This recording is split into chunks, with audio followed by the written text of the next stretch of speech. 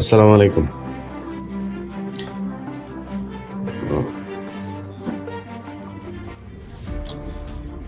আপনারা জানেন ইনকিলাব মঞ্চের মুখপাত্র শহীদ উসমান হাদি আমাদের মাঝে নেই। এটা আসলে আজকের খবর না। যখন প্রথম এই ঘটনাটা ঘটেছিল, এটা ঢাকা মেডিকেলে যখন অপারেশনটা হয়, সেখানে এক অপারেশনে থাকা এক ডাক্তারের সাথে কথা হয়েছিল। তিনি যেটা বলেছিলেন যে এটা আসলে মানে বাঁচার সম্ভাবনা একেবারে নেই বললেই চলে। তারপরে মূলত তারা ইউনাইটেড হসপিটাল, এই এভারকেয়ার হসপিটালে যেটা নিয়ে গিয়েছিল একটা বেটার লাইফ সাপোর্ট দেওয়ার জন্য, এর বাইরে কোনো কিছু না।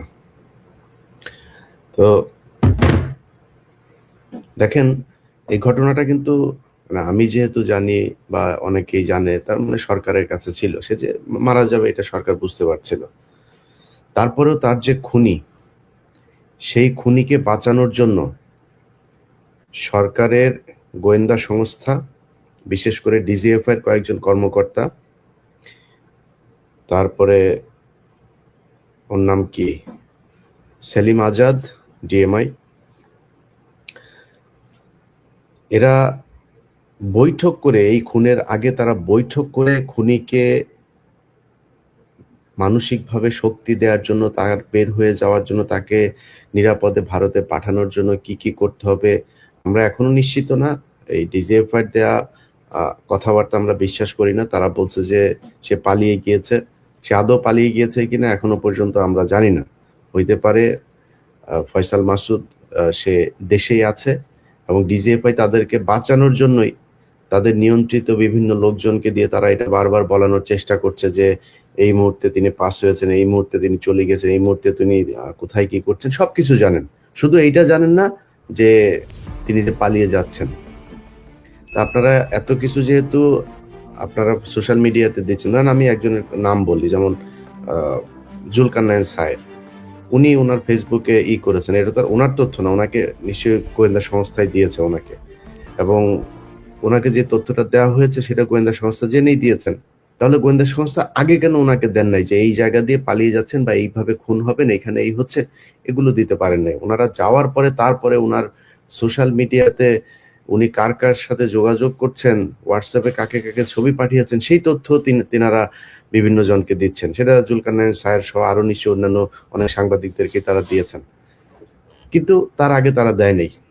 মানে হচ্ছে এই ঘটনার সাথে আমি যতটুকু শুনেছি, স্বরাষ্ট্র উপদেষ্টা জাহাঙ্গীর, এটা হচ্ছে গিয়ে পিলখানা হত্যাকাণ্ডের পুরো ঘটনা ধামাচাপা দেওয়ার মূল হোতাদের মধ্যে এই জাহাঙ্গীর একজন। প্রচণ্ড দুর্নীতিপরায়ণ এবং আনস্মার্ট, একটা অদক্ষ, একটা অথর্ব একটা অফিসার ছিল। এই অথর্ব এই পিলখানা হত্যাকাণ্ডের ঘটনা নিয়ে ব্রিগেডিয়ার পর্যন্ত গিয়েছিল, তা না হলে তার ফুল কর্নেল হওয়ার যোগ্যতাও নাই, কোনো দিক থেকেই নেই, কোনো দিকে। এর মতো এরকম মানে মানে এই কুখাদ্য আর্মি অফিসার, যে খুব খারাপ অফিসার, সেটাও মনে করেন যে এর মতো এরকম কুখাদ্য আমার জীবনে আমি কোনোদিন দেখি নাই। তার সাথে দুর্নীতি পরায়ণ, খালেদা জিয়ার কে দেখতে গিয়েছে এভার কেয়ারে, তার পাশে তার মেয়ে তার বউকে নিয়ে গিয়েছে, দাঁত কেলিয়ে হেসে সেলফি দিচ্ছে। আরে ভাই, তোর তো বুঝতে হবে, এইটুক জ্ঞান তো তোর থাকা উচিত। জ্ঞান তো নাই, থাকবে কেমনে? এটা সে এখানে গিয়ে এটা করেছে, টাকা পয়সা তো আছে। ধরেন এই 5 তারিখের পর থেকে যে পরিমাণে টাকা তারা কামিয়েছে, সারা জীবন 14 গোষ্ঠী বসে খাইতে পারবে। এই দাঁত তো সবসময় কেলাই থাকে। এখন টাকা পয়সা হয়েছে না, এরা এই খুনের সাথে জড়িত, এবং ডিজিএফআই সরাসরি এই খুন এক্সিকিউট, প্ল্যানিং, আফটার এফেক্ট, যা যা করা দরকার সবকিছু ডিজিএফআই বসে বসে করেছে। অতএব ডিজিএফআই চিফ যিনি আছেন, তাকে অবশ্যই পদত্যাগ করতে হবে, তাকে সরাইতে হবে, সরায় তারপরে এখানে অন্য কাউকে দিতে হবে। ব্রিগেডিয়ার, এই যে আপনার আরেকজন আছে, ওর নামটা যে আর্মির বিষয়টা বাদ দিলাম, ডিজিএফআই এবং এই ডিএমআই সহ যারা যারা এটার জন্য মানে এই ঘটনার সাথে আমি, তারা জড়িত আছে না আছে, তাদের বিচার করবেন না করবেন, কি কি করবেন, সেটার সাথে সাথে মনে করেন যে তারা কিছুই নাই, এটার সাথে কিছুই জানে না, কিছুই বুঝে না, তারা যে এটারে ঠেকাইতে পারে নাই, এই জন্য তাদের ওই চেয়ারে থাকার আর কোনো নৈতিক কোনো নাই। এরপরে হচ্ছে স্বরাষ্ট্র উপদেষ্টা। স্বরাষ্ট্র উপদেষ্টা ধরেন এই গেল কয়েকদিনের ভেতরে যদি আপনি বাংলাদেশের আইন শৃঙ্খলা পরিস্থিতিটা দেখেন, আরে বেটা স্বরাষ্ট্র উপদেষ্টা তুই তো কনস্টেবল হইতে পারবি না, তোরে যদি, আমি জানি না তুই কেমনে ঢুকছিলি সেনাবাহিনীতে, তোর কনস্টেবল হওয়ার যোগ্যতা নাই। তুই এইখানে যেই মানুষগুলোর রক্তের বিনিময়ে তুই এই স্বরাষ্ট্র উপদেষ্টা হয়েছিস, তোর এই স্বরাষ্ট্র উপদেষ্টা হওয়ার পরে সেই মানুষগুলো নিরাপত্তা দিবি না? সেই মানুষগুলোর পিছনে বারবার তারা একটা কথা বলার চেষ্টা করেছে, এখানে নাকি মব সন্ত্রাস হয়েছে, মবের বিরুদ্ধে তারা ব্যবস্থা নিচ্ছে, মব করতে দেওয়া যাবে না। তোর মারে আকাম করছে খানকির ছেলে, এইখানে আসছিস মব মারাইতে। এই দেশে যদি নাকি এই যৌক্তিক দাবি করা যদি নাকি মব হয়, তাহলে শেখ হাসিনাকে সরাইলে কি দিয়া? নির্বাচন দিয়ে সরাইছিলে? সেনাবাহিনীর কু করে সরাইছিলে? এই জনগণ গিয়ে তারপরে শেখ হাসিনাকে গণভবন থেকে বের করেছে, তাহলে সেটা মব। তুই যে আজকে এই পদে বসছিস, এখানে তো স্বরাষ্ট্রমন্ত্রী ছিল, সংসদে নির্বাচিত স্বরাষ্ট্রমন্ত্রী ছিল, তো সংসদে নির্বাচিত এমপি হয়ে তারপরে সে মন্ত্রী হইল। তুই কোন জায়গায় এমপি হয়েছিলি? আসিফ নজরুল এ প্রথম আলোর সুশীল গিরি সেজে তারপরে প্রথম আলোর হয়ে কাজ করে, প্রথম আলোর যা বয়ান সে তাহাই বাংলাদেশে বাস্তবায়ন করতে চায়। এই শুয়োরের বাচ্চা গতকালকে পোস্ট করেছে সে নাকি জামিনের ব্যাপারে কিছু জানে না, এটার সাথে আইন মন্ত্রণালয়ের কোনো সম্পর্ক নাই। শুয়োরের বাচ্চা, তুই যা করছিস, তুই যে জাউরামি এই গত 1.5 বছরে করছিস, আল্লাহ যদি বাঁচায় রাখে, তোর অপমান অপদস্থ এই সরকারটা শেষ হওয়ার পরের দিন থেকে শুরু হবে। আসিফ নজরুল যেখানে যাবে ওইখানে জুতা খাবি, ডিম খাবি, এটা তোর কপালের সাথে একদম ওতপ্রোতভাবে জড়িয়ে আছে। এখন এটা হবে, হইতেই হবে। এখন আসিফ নজরুল কালকে পোস্ট করেছে সে নাকি কিছুই জানে না, এটার ব্যাপারে আইন মন্ত্রণালয়ের কোনো কিছুই নেই। আচ্ছা, এটা আপনার যখন কিনা 5 আগস্ট হয়, 5 আগস্টের পরে আপনাকে নামটা বলছি বিচারপতির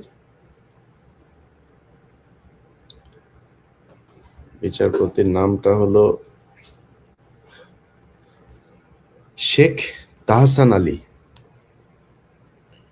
আপনাদেরকেও শুয়োরের বাচ্চার ছবিটা দেখাই।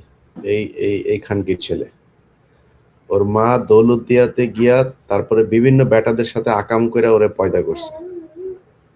এটা একটা আরেকটা জাউরা, ওই যে কয়সর কামাল, ওই শুয়োরের বাচ্চা গত 15 বছরে একবার ধরা গেছিল শাহবাগে, সেটাও এক মাগি নিয়ে, গাড়ির মধ্যে এক মাগিরে নিয়ে লাগাইতে গিয়া পুলিশ তারে ধরছিল, এরপরে মুসলেখা দিয়ে তারপরে বেরিয়েছে। সেটারই সে বলেছে তাকে নাকি সরকার ধরেছে।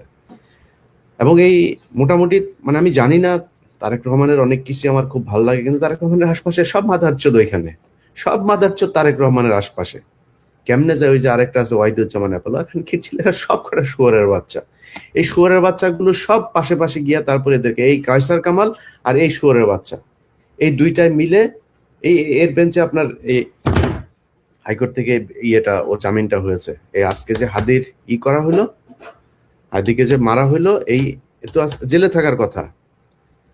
আগের মামলার তদন্ত কর্মকর্তা বাদী, তারা এই ফয়সাল মাসুদ সে যে ছাত্রলীগ করতো সেটা উল্লেখ করে নাই। উল্লেখ কেন করে নাই? আগের থেকে প্রিপারেশন, যে উল্লেখ করলে তারা তো জামিন হবে না, জামিন নিতে কষ্ট হবে আওয়ামী লীগ যদি হয়। সে ডাকাতির মামলায় অস্ত্রসহ আটক হয়েছে, কেন্দ্রীয় কমিটিতে সে পদে ছিল, সে জামিন পাইল কিভাবে? তারে জামিন দিয়েছে। এখন আসিফ নজরুল কিচ্ছু জানে না।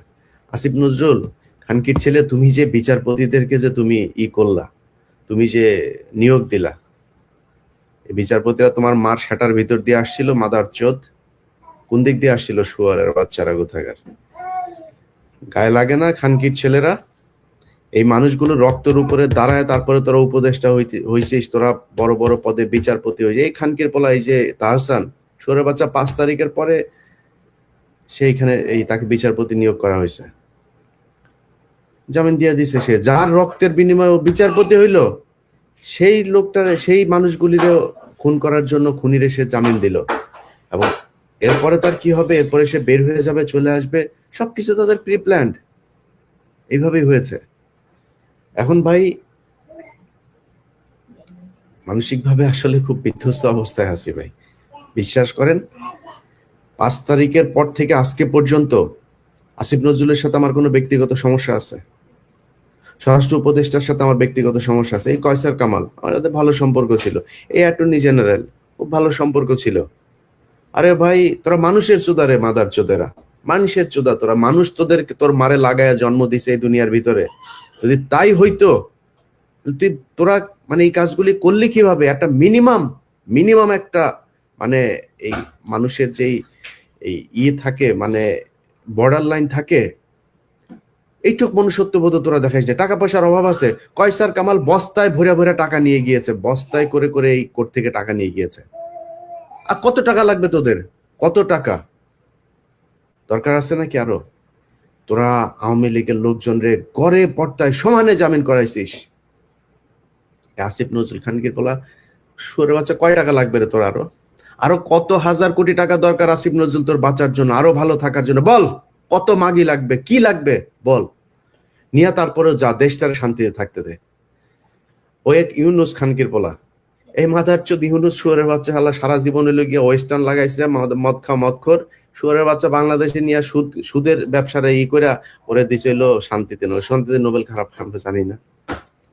এই শুয়ারের বাচ্চা এই ওই রুমে যত, এই শুয়ারের বাচ্চা করছে কি, ওরে এই যে আসিফ আর মাহফুজ দুইটা মন্ত্রণালয় ছাড়লো 2 দিন আগে। দুইটা মন্ত্রণালয় ছাড়ার পরে এই 2 মন্ত্রণালয়ের ভিতরে একদম এই উপদেষ্টা পরিষদের সবচাইতে বড় চোর যেটা আসিফ নজরুল আর রেজওয়ানা, এই সবচেয়ে বড় চোর, এই বড় চোর দুইটারে 2টা মন্ত্রণালয় দিল। কেন রে ইউনুস, তোর আর কোনো বাপ ছিল না? হ্যাঁ বলে কিচ্ছু বুঝে না, বলে বিশাল আকারে কিছুই বুঝে না, সারা দুনিয়া হোগা মাইরা যায়, বাংলাদেশে কেমন তুমি কিছুই বুঝো না, আমরা বুঝি না এগুলি। আমরা ওয়েস্টে থাকি, ওয়েস্টের এদের কথাবার্তা চরিত্র আমরা বুঝি না এগুলি। তুমি তো ওই চরিত্রই পাইছো, মুখের কথা আর ভিতরের কথা এক না। যায়া চোরেদের নিয়ে করছে। ইউনুসের গোটা পরিবারের যত সুযোগ সুবিধা দরকার সব তারা নিচ্ছে। এই সব কিছুর দায়ী এই ইউনুস কুত্তার বাচ্চা, শুয়োরের বাচ্চা এখানে আসছে, হ্যাঁ আমাদের সাথে বসবে, এরে আবার ফর্ম পূরণ করা। তুই কি স্যারের বাল রে যে তোর সাথে বসতে হবে? তোর কাছে কোনো তদবির নিয়ে গেছি, কোনো পদ চাইছি তোরে? এরপর আবার 2 দিন পর আবার আরেকজনের দিয়ে ফোন দেয়, ভাই আপনাদের মিটিংটা হচ্ছে না, আসিফ নজরুল আর আসিফ মাহমুদ আর মনির হায়দার আপনাদের এই ডক্টর ইউনুসকে আপনাদের সাথে বসতে দিল না। আসিফ নজরুল, মনির হায়দার, আইউ ডক্টর ইউনুস পুটকি মারি আমরা শুধু। আমরা ওদের কাছ থেকে কিছু চাইছি, যায় বলছি যে আমার ভাইরে এইটা দে, আমার এইটা দে, আমার এই পদ দে, বলছি নাকি তোরে? চোদে তোরে কেউ? কারণ কি বলারা মানুষ মারা ফেলতেছে শুয়োরের বাচ্চারা, পাশে দাঁড়ায় থেকে দাঁত কেলায়। স্বরাষ্ট্র উপদেষ্টা দাঁত কেলাইতেছে, পাশে দাঁড়ায় দাঁড়ায় করে। আল্লাহ, চোরের বাচ্চার মতো দেখা যায়, চোরের বাচ্চা, চোর শুয়োরের বাচ্চা। ও এখন পর্যন্ত পদত্যাগ করেনি, জুতা দিয়ে পেড়াইলে ওরা পদত্যাগ করবে না। মজা পাইছে তো ওই জায়গায়। বাংলাদেশের এই যে আজকে যে বাংলাদেশ, এই হাসিনার পতনের পেছনে এই বর্তমান এই যে সরকারের ভিতরে দেখছেন, কারোর কোনো অবদান নাই, একটারও কোনো অবদান নাই। ডক্টর ইউনুসের যে সমস্যা ছিল সেটা ব্যক্তিগত, তার সে ব্যক্তিগত সমস্যা। এই দেশের জন্য ইউনুস জীবনে কোনোদিন কোনো কিছু করে নাই, জীবনে কিছু করে নাই। এত খাতির পিরিতি আলাপ পেরে লাভ নাই। আমরা চিনি ডক্টর ইউনুসকে, ডক্টর ইউনুস কোথায় ছিলেন, কাদের সাথে ছিলেন, কাদের হয়ে কাজ করেন, এগুলো খুব ভালো করে জানি আমরা। অথচ তারা গিয়ে আজকে পুরো দেশ শাসন করছে। আমরা কিছু বললে আমরা নাকি মানুষকে উস্কাই। আরে বেটা, আমরা উস্কাইছি কিসের জন্য? কি চাইছি? 5 তারিখের পর থেকে চাইছি কি বল? নিজের জন্য কিছু চাইছি? বলছি যে আমার উপদেষ্টা বানাইতে হবে, বলছি নাকি? কি চাইছি? চাইছি আওয়ামী লীগের লোকজনের জামিন হবে না, চাইছি এই যে পোলাপানগুলো যারা কিনা মারা গিয়েছে তাদের যাদের চিকিৎসা হয়, যারা মারা গিয়েছে তাদের এই ক্ষতিপূরণ হয়, যারা বেঁচে আছে তাদের চিকিৎসা হয়, এগুলোই চেয়েছে। এর বাইরে কি চেয়েছে? এই বিডিআর এর লোকগুলো, আরে ভাই পিলখানা হত্যাকাণ্ড করছে কারা, আর আপনি ধরে রাখছেন কাদেরকে? কিসের জন্য তারা এখনো জেলে থাকবে? কমিশনের রিপোর্ট দিয়েছে, স্বরাষ্ট্র উপদেষ্টা বলেছে যে এই রিপোর্ট নিয়ে কোনো অ্যাকশন করা যাবে না, কারণ কি ওইখানে তার নাম এসেছে। তো ডাইরেক্ট ওপেনে বলেছে, কমিশনের রিপোর্ট, এই কমিশনের মেম্বার যারা ছিল ওপেন মিটিং এ বলেছে যে তোমরা আমার নাম নিয়ে আসছো এখানে, তোমাদের এই রিপোর্ট নিয়ে কোনো কিছু করা যাবে না। কিচ্ছু করতে দিচ্ছে না বিডিআর এর রিপোর্ট নিয়ে। কোথায় কি করতে দিয়েছে আপনি জানেন? আমি আজকে ঘুমিয়েছিলাম, আমার ফোন দিচ্ছে যে ভাই, জি ভাই, হ্যাঁ হ্যাঁ, আরাম সালাম, জি ভাই, জি।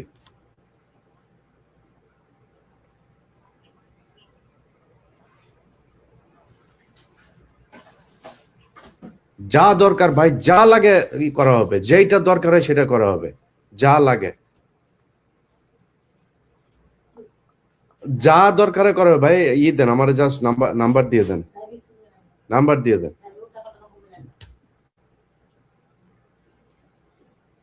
ওকে, ওকে, ঠিক আছে, ঠিক আছে, ঠিক আছে, ঠিক আছে, নাম্বারটা দেন আমার। এই এই দেশ, এই দেশ স্বাধীন করেছে যারা, তাদের হাতে থাকবে দেশ। তারা যা বলবে, যেভাবে বলবে সেভাবেই চলবে দেশ। এবং আগামীকালকে বাংলাদেশের প্রতিটা মানুষের কাছে অনুরোধ, ভোরের সূর্য এখন রাতের বেলা, অনেক মানুষ, হাজার হাজার মানুষ এরই মধ্যে সেখানে জড়ো হয়েছে। ভোর সূর্য ওঠার আগে আপনারা শাহবাগে জড়ো হবেন। এই শাহবাগ থেকে মানে পুরো সামনের 5 বছরে কি হবে পুরো পরিকল্পনা এখান থেকে দিতে হবে। কিভাবে নির্বাচন হবে, কি কি হবে, সবকিছু পরিকল্পনা এখান থেকে দিতে হবে। প্রথম আলো, আরে ভাই আশ্চর্য একটা বিষয়, আপনি খুনি, এই যে ওর এখানে কয়েকজন রিপোর্টার আছে, টিপু সুলতান, এই যে মতি টতি, এগুলোর ব্যাপারে সরাসরি তারা ইয়ের সাথে ছিল। সন্তোষ শর্মা এখনো কালবেলায় অফিস করে বাংলায় ভীষণে, এই যে জুবায়ের টুবায়ের এগুলো। আর ভাই এক একজনের নামে 4টা 5টা করে খুনের মামলা, এরা ওপেনে অফিস করে। এটা কি ফাইজলামি নাকি একটা? ওপেনে অফিস করে তারা, একবারের জন্য আটক করা হয় নাই। একটা মানে তামাশা চলে এসছে। তাহলে বলেন কেউ মারা যায় নাই জুলাইতে? যদি মারা যায় এটা বিচার করেন, কত দ্রুত করতে চান, কত বিচারক নিয়োগ দিতে চান, কি করতে চান, কেমনে করতে চান, বিশেষ আদালত করতে চান, করেন, কিন্তু বিচার করেন। যদি তারা নির্দোষী হয় তাদের ছেড়ে দেন। অথচ নির্দোষ অনেক মানুষজনরে সেখানে করে রাখা হয়েছে, আর দোষীদেরকে বাইরে আরামসে তারা ঘুরে বেড়াচ্ছে। কোনো ব্যবসায়ীরা তারা পাশে নিয়ে ঘুরে, কোনো ব্যবসায়ীর পিছনে লাগে। আরে ভাই যদি ব্যবসায়ীরা আপনি কিছু না বলেন তো সবারই ছাড়েন, এটা আটকানোর আছে, ওইটা ছাড়া আছে, ওরে সাথে নিয়ে, ওরে বগলে নিয়ে ঘুরে, যার সাথে যেমন মনে চায় তেমনি ঘুরতেছে। বাংলাদেশের মানুষের কাছে অনুরোধ থাকবে, ভাই আপনাদের এই যে আজকে যে অবস্থা, এই অবস্থার জন্য ইউনূস দায়ী, এই সরকার দায়ী, এই সরকারকে এর ব্যবস্থা করতে হবে। এই যে হাসনাত, সারজিৎ সহ নাহিদ, একজনও তো নিরাপদ না। আজকে একজন মেয়ে মারা গিয়েছে, তার লাশ যেভাবে ঝুলানো আছে, আমি জানি না, যেহেতু জানি না, না জেনে বলতে পারছি না সে আত্মহত্যা করেছে কিনা, বাট তার লাশ যেভাবে ঝুলানো আছে, এই মেয়ে গত আমাদের এই 32 নম্বর এই আগের দিনের প্রোগ্রামে এই মেয়েটা ছিল, সেই মেয়েটাকে আজকে ঝুলিয়ে মারা হয়েছে একটা একটা করে। যেদিন হাদিকে মারা হলো সেদিন রাতেই উত্তরাতে 2টা ছেলেকে কোপানো হয়েছে। তারা মিছিল থেকে ফিরছিল, এটার বিক্ষোভ মিছিল ছিল হাদির হত্যাকারীকে আটকের দাবিতে, সেখান থেকে যাচ্ছিল, 2টা ছেলেকে কোপানো হয়েছে। একটা একটা করে প্রতিটা মানুষকে এভাবে মারা হবে। ভাই যদি মব বলেন, মব যা মনে করেন তাই। ভাই আপনার আশপাশে যেসব আওয়ামী লীগের লোকজন আছে, সরকার যেহেতু বিচার করবে না, যে আওয়ামী লীগের লোক যাদেরকে পুলিশ ধরছে না, আপনি কনফার্ম যে সে আওয়ামী লীগ ছিল, যদি বাঁচতে চান ওদেরকে যা করা সেটা করতে হবে। এই আওয়ামী লীগের যারা যারা জামিনে আছে, ওদের যারা আপনার বাড়ির আশপাশে আছে, যাদের বাড়িঘর আছে, যেখানে যা করা দরকার সেটা করতে হবে। যাদেরকে আপনি দেখবেন অফিস করছে এখন পর্যন্ত, যাদের যা করা দরকার সেটা করা হবে। আপনাদেরকে আজকে একটা বিষয় নিয়ে, আমরা এই ঘোষণাটা আরো অনেক পরেই দিতাম, আমরা একটা মুভমেন্ট করছি।